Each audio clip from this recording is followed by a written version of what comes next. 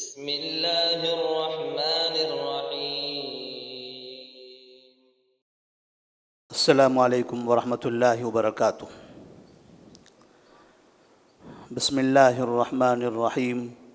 الحمد للہ رب العالمین والصلاة والسلام علی رسولہ الامین وعلی آلہ وصحبہ اجمعین ومن تبعہم بإحسان الی یوم الدین. اما بعد، فعن عائشۃ رضی اللہ تعالی عنہا قالت قال رسول اللہ صلی اللہ علیہ وسلم یغزو جیش الکعبۃ فإذا كانوا ببیداء من الارض یخسف بأولہم وآخرہم. قالت قلت یا رسول اللہ کیف یخسف بأولہم وآخرہم وفیہم اسواقہم ومن لیس منہم؟ قال یخسف بأولہم وآخرہم ویبعثون علی نیاتہم. رواہ الامام البخاری فی صحیحہ. آج کے درس کا عنوان ہوگا کعبے پر حملہ کرنے والے لشکر کو زمین میں دھسا دیا جائے گا. نبی کریم صلی اللہ علیہ وسلم نے قیامت کی علامتوں میں سے ایک علامت یہ بیان فرمائی ہے کہ ایک زمانہ ایسے آئے گا قیامت سے قریب میں کہ ایک لشکر مکہ مکرمہ کی طرف بڑھے گا اس پر حملہ کرنے کے لیے. تو مدینہ کے قریب میں ذوالحلیفہ جو مدینہ کا میقات ہے اس سے تھوڑا آگے بڑھنے کے بعد ایک چٹیل میدان میں، ایک صحرا میں جب یہ فوج وہاں پہنچے گی تو اللہ تبارک و تعالی زمین کو پھاڑ کر پورے لشکر کو اس میں دھسا کر ختم کر دے گا. اللہ تبارک و تعالی نے قرآن مجید میں اس بات کا ذکر فرمایا ہے کہ اس نے کعبے کو ہر طرف سے محفوظ کر لیا ہے. جیسے اللہ نے فرمایا اولم یروا انا جعلنا حرما آمنا ویتخطف الناس من حولہم. اور جو اس میں فساد برپا کرنے کی کوشش کرے، کعبے میں تخریبی کارروائیاں کرنے کی کوشش کرے، کعبے کو منہدم کرنے کی کوشش کرے، تو ایسی صورت میں اللہ نے یہ وعدہ کیا ہے کہ اس قوم پر ہم عذاب نازل کریں گے.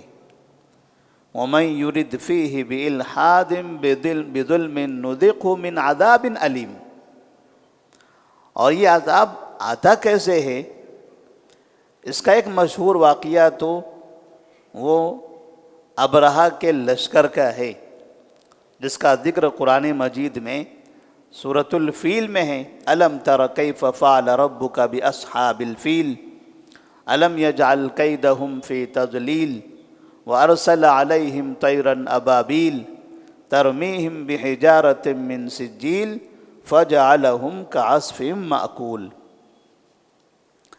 ابرہہ لشکر لے کر یمن سے مکہ آیا تھا تاکہ کعبے کو منہدم کر دیں، لیکن مکہ کے اندر داخل ہونے سے پہلے منا کے باہر ہی، منا جو وادی ہے اس سے باہر ہی جہاں وادی محصر کے نام سے ایک وادی ہے، اس جگہ اللہ نے اس لشکر پر پرندوں کی فوج بھیج دی.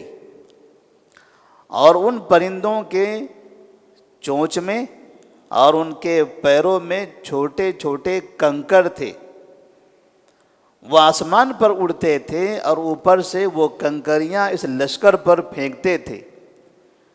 نتیجہ یہ ہوا کہ معمولی کنکریوں سے وہ لشکر جس میں انسان بھی تھے جس میں ہاتھی بھی تھے، جس میں گھوڑے بھی تھے، جس میں اونٹ بھی تھے۔ یہ سارا کا سارا لشکر ایسے ہو گیا جیسا کہ ایک جانور چارہ کھاتا ہے اور کھانے کے بعد وہ چارہ بھوسا بن جاتا ہے۔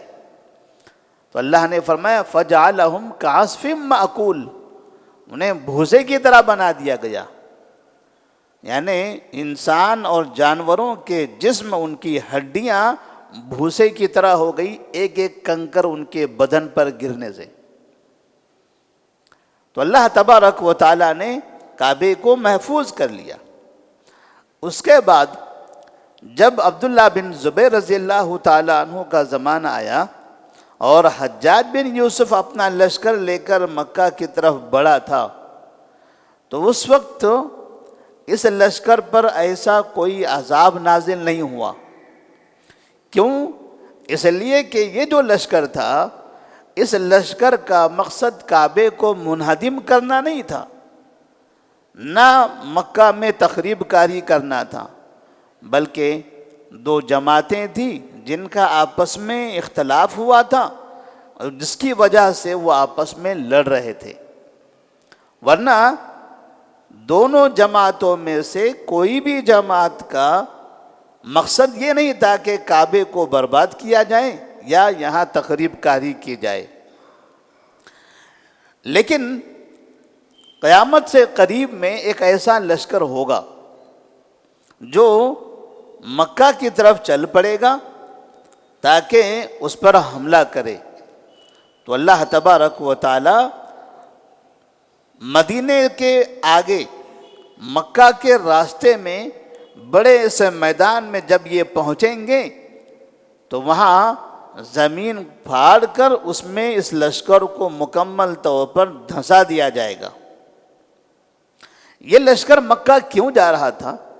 کہتے ہیں کہ وہاں مہدی علیہ السلام آئے ہوئے تھے، جن کا نام محمد بن عبداللہ تھا، جو آخر میں آئیں گے۔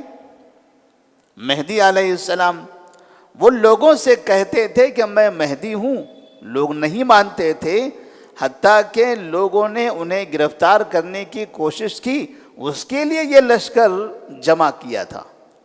لیکن جب یہ لشکر پر عذاب نازل ہوا، زمین میں دھس گیا، تب باقی ماندہ لوگوں کو پتہ چلے گا کہ ہاں حقیقت میں یہ انسان مہدی ہے، اور پھر وہاں سے سب انہیں وہ قیامت کی نشانیوں میں سے ایک نشانی ماننے لگیں گے اور انہیں سچا سمجھیں گے۔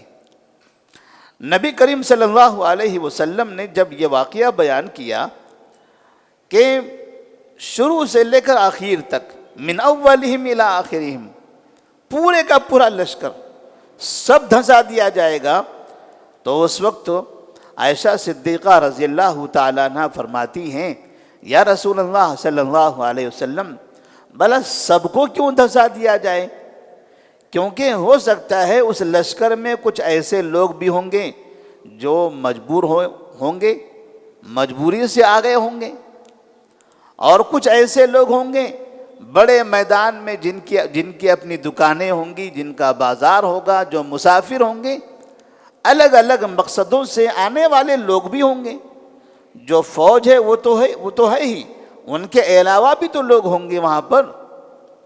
تو آپ صلی اللہ علیہ وسلم نے فرمایا کہ جب زمین پھٹے گی تو سب ختم ہو جائیں گے، لیکن کل قیامت میں اللہ تبارک و تعالیٰ ان کی نیتوں کے حساب سے انہیں اٹھائے گا، اور ان کا نتیجہ بھی ان کی نیت کے حساب سے ہوگا، جس سے محدثین نے یہ ثابت کیا ہے کہ اس کا ایک مطلب یہ نکلتا ہے کہ اگر کسی جگہ کوئی زلزلہ آ گیا، کہیں پر سیلاب آ گیا، طوفان آ گیا، تو ایسی صورت میں ضروری نہیں ہے کہ وہاں جو برے لوگ ہوں انہی کا نقصان ہو، اچھے لوگوں کا بھی نقصان ہو سکتا ہے۔ زلزلہ آیا تو ضروری نہیں کہ خالی انسانوں کے گھر گریں اور مسجد جیسے کہ ویسے محفوظ ہو، مسجد بھی گر سکتی ہیں۔ سیلاب آیا تو تو جیسے انسانوں کے گھر ڈوبتے ہیں ویسے مسجد بھی ڈوب جاتی ہیں. جو بھی چیزیں، اچھے لوگ برے لوگ، اچھی جگہ بری جگہ، سب اس میں آ جاتے ہیں. البتہ قیامت کے دن پھر ان کی نیتوں کے حساب سے ان کے معاملات ہوں گے. دوسری بات اس حدیث سے یہ بھی سمجھ میں آتی ہے کہ اللہ تبارک و تعالی کعبے کی ہر زمانے میں حفاظت کرے گا. جو بھی اس کو نقصان پہنچانا چاہے، اس کی جو نیت ہو، اس نیت کے حساب سے اللہ تبارک و تعالی اسے سزا دے گا. وَمَن يُرِدْ فِيهِ بِإِلْحَادٍ بِظُلْمٍ نُذِقْهُ مِنْ عَذَابٍ عَلِيمٍ. جو وہاں پر یعنی مکہ میں اس امن والے شہر میں تخریب کاری کرنا چاہیں، فساد برپا کرنا چاہیں، تو اللہ کہتے ہیں نُذِقْهُ مِنْ عَذَابٍ عَلِيمٍ، انہیں دردناک عذاب سے عذاب چکھائیں گے. اسی طرح سے تیسری بات اس سے یہ بھی ثابت ہوتی ہے کہ اگر کوئی ایسی جگہ ہے یا کچھ ایسے لوگ ہیں جو برائی کا ارتکاب کرنے والے برے لوگ ہیں، اچھے لوگوں کو برے لوگوں کی مجلس سے دوری اختیار کرنا چاہیے. کیونکہ اگر برے لوگوں پر عذاب آیا اور ان کے ساتھ چند اچھے لوگ ہوں گے تو وہ بھی ختم ہو جائیں گے. اس لیے آپ صلی اللہ علیہ وسلم نے اچھے لوگوں کی صحبت اختیار کرنے کا حکم دیا، بروں کی صحبت سے منع کیا کہ اگر آپ بروں کی صحبت میں رہو گے تو آپ کو نقصان ہی ہوگا. اچھے لوگوں کی صحبت میں رہیں گے تو آپ فائدے میں رہیں گے. ایسی اچھی جگہ رہنے کا حکم دیا، بری جگہوں سے منع کیا کہ بری جگہوں میں زندگیاں نہ گزاریں، بری جگہوں سے اپنے آپ کو دور رکھیں. اس لیے کہ اگر عذاب نازل نہیں بھی ہوا تو کم سے کم وہاں کی برائی کا ہمارے اوپر اثر ہو سکتا ہے. اور نبی کریم صلی اللہ علیہ وسلم نے یہ بات 1400 سال پہلے بتائی ہے. ابھی تک کہ قیامت کی یہ علامت واقع نہیں ہوئی. کچھ ایسی علامتیں ہیں جو وجود میں آ چکی ہیں اور کچھ ایسی علامتیں ہیں جو ابھی تک بھی وجود میں نہیں آئی ہیں، جو آگے آنے والی ہیں. تو یہ بھی انہی علامتوں میں سے ہیں جن کا وجود ابھی تک نہیں ہوا. یہ کب ہوگا اللہ ہی بہتر جانتا ہے. البتہ نبی کریم صلی اللہ علیہ وسلم نے ہمیں بتایا ہے تو یہ یقیناً ہو کر رہے گا، کیونکہ آپ صلی اللہ علیہ وسلم صادق و مصدوق ہیں. اللہ سے دعا ہے کہ اللہ تبارک و تعالی ہم تمام کو برے حادثات سے، برے افراد سے، بری جگہوں سے محفوظ رکھیں، برے اعمال سے ہم سب کی حفاظت فرمائیں. والسلام علیکم ورحمۃ اللہ وبرکاتہ.